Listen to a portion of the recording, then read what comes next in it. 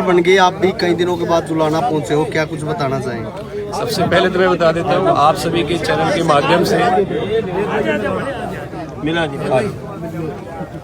Bharatiya Janata party की तीसरी बार हरियाणा के अंदर सरकार बनी है और आप सभी को मैं बधाई देना चाहता हूँ। और जितने भी मेरे युवा भाई जो ज्वाइनिंग का जो इंतज़ार कर रहे थे, माननीय मुख्यमंत्री श्री नायब सैनी जी ने मुख्यमंत्री बनते ही सबसे पहले युवाओं को एक तोहफा दिया और वो जो तोहफा है वो एक सिर्फ और सिर्फ एक अच्छे हरियाणा के विकास को लेकर एक छोटी सी एक पहल थी। आने वाले समय के अंदर बहुत सारे प्रोजेक्ट नायब सैनी जी ने प्लान कर रखे हैं जो एक तरफा हरियाणा की जो की पिक्चर बदल देंगे। और रही बात है मेरी, 8 तारीख को रिजल्ट आया, 10 तारीख से मैं लगातार जुलाना हल्के के अंदर मैं मौजूद हूँ। ये मेरा 10वां 11वां जो एक चक्कर है। ऐसा नहीं कि आज मैं पहली बार आया हूँ, लगातार डेली मैं कल भी यहाँ था, परसों भी था, सारी जगह, मतलब बीच में 2 दिन नहीं था, बाकी का डेली में जो है कि अपने जुलाना विधानसभा के अंदर। कई लोग विधायक बन गए, वो चंडीगढ़ बैठे हैं, लेकिन आप भले ही चुनाव हार गए, लेकिन जनता के बीच काफ़ी समस्याएं हैं, पिछड़ापन है जुलाना का। इसको कैसे आपके लिए किस तरीके का चैलेंज रहेगा इसको बदलने में? चैलेंज इसमें जो मैंने अपने इलेक्शन कैंपेन के जरिए मैंने एक बात पहुंचाने का मैंने काम किया था कि जुलाना के विकास को लेकर के, चाहे वो शिक्षा का स्तर हो, चाहे वो पानी की समस्या हो, चाहे जिम्मेदार भाइयों को लेकर के जो पानी जो खेतों में जो भर जाता है वो हो, औद्योगिकीकरण हो, रोजगार का हो, सारी चीज़ों को लेकर के मैं अभी से ही जिस दिन शपथ ग्रहण समारोह था उसके बाद में जैसे मैं फ्री हुआ, जो भी कंसर्न डिपार्टमेंट है उनके चीफ सेक्रेटरी से मेरा मिलना भी हुआ है। अपनी बात मैंने थोड़ी उनको मैंने बताई है।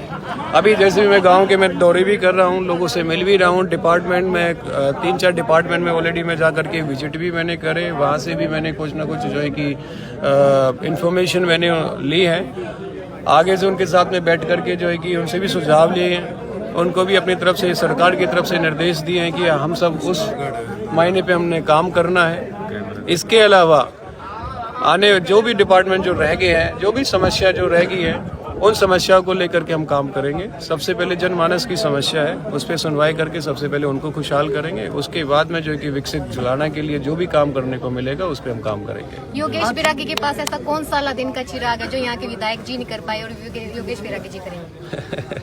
ये तो मेरे 1,84,000 वोटर्स का जो परिवार है उनका आशीर्वाद है, और वो आशीर्वाद जो है कि हमेशा मेरे को खलता हुआ नजर आया है और उन्होंने मेरे को पूरा आशीर्वाद दिया है हर तरीके से। और उन्होंने मेरे को आशीर्वाद ऐसा दिया है कि जिस भी गांव में मैं जा रहा हूँ, मेरे को यही समझ में नहीं आ रहा है ये इलेक्शन खत्म हुआ है अभी भी चालू है, इतना प्यार मुझे मिल रहा है। आज की सभा का जो मुख्य उद्देश्य है, सबसे पहले की जो जुलाना की जो समस्या है उस पर हम डिस्कशन करेंगे। जो समस्या है उसके साथ सुझाव भी लेंगे, और जो किसी की जो पर्सनल ग्रेवियंस है उस पर हम भी सुनवाई करेंगे कि किस कारणवश उनकी सुनवाई नहीं हुई है, और शासन प्रशासन के साथ में भी उनकी बात रखेंगे और जितनी भी समस्या उसको सॉल्व आउट करने का हम काम करेंगे। यूपीएससी चुनाव में बीजेपी ने पूर्ण बहुमत से सरकार बनाई, लेकिन 1,20,000 जो कच्चे कर्मचारी थे एचकेएम के, उनके सिर के ऊपर तलवार अभी तक लटकी हुई है। उनको पक्का करने का काम सरकार ने अभी तक नहीं करा है, तो उसके नियमित बात कब तक उठाएंगे आप? मैं आपसे एक बात कह देता हूँ कि थोड़ा सा बुरा मत मानना, सर पे तलवार, देखो थोड़ी सी मर्यादित शब्द अगर यूज करें तो बड़ा अच्छा लगता है सुनने में। थोड़ा सा ऐसा लगता है कि उनके बिल्कुल अगेंस्ट है, ऐसा कुछ नहीं है। और जितनी भी समस्या जो आने वाले समय के अंदर हर एक डिपार्टमेंट के साथ में सरकार बैठ करके, उनके जो भी कमेटी के जो मेंबर्स रहेंगे उनके साथ में बैठ करके जो भी म्यूचुअल डिस्कशन होने वाला है, और उसी के बेस पे ही रिजल्ट निकलने वाले हैं। जैसे ही सरकार बनते ही नायब सैनी जी ने जो है कि 25,000 जैसे भर्ती रोको गैंग ने जो है कि युवाओं को भड़काने का काम किया, वह कहीं ना कहीं जो है कि उनकी कहते हैं भर्ती रोको गैंग की जो है कि माननीय मुख्यमंत्री ने उनकी बैंड बजा दी। 25,000 नौकरी इमीडिएटली सबसे पहले काम वह किया। इसके अलावा डीएससी समाज को पाड़ने का इन लोगों ने जो काम किया, उनको लेकर के नायब सैनी जी ने जो 22 तारीख को जो मीटिंग करी थी, वो उनका जैसे उन्होंने बोला कि पहले ही कैबिनेट स्तर की बैठक में जो है कि आपके साथ में खड़ा मिलूंगा, उन्होंने अपनी पूरी बात रखी और पूरा वो उनके समझ के हिसाब से जो है जो भी म्यूचुअल जो भी डिस्कशन हुआ उसके हिसाब से जो है कि मैंडेट भी जारी कर दिया, कानून भी बना दिया। इसके अलावा जितने भी डिपार्टमेंट है, जैसे आप बता रहे 1,20,000 जो जो कार्यकर्ता है, जो भाई है, जो रोजगार को लेकर के, उसको लेकर के भी जल्दी आने वाले समय के अंदर माननीय मुख्यमंत्री, उनके जो भी शीर्ष पदाधिकारी रहेंगे, उनके साथ में बैठक करेंगे और आगे सोल्यूशन निकालेंगे। जुलाना की विधायक दिल्ली रह रही है, आप यहाँ रह रहे, क्या महसूस नहीं होता है?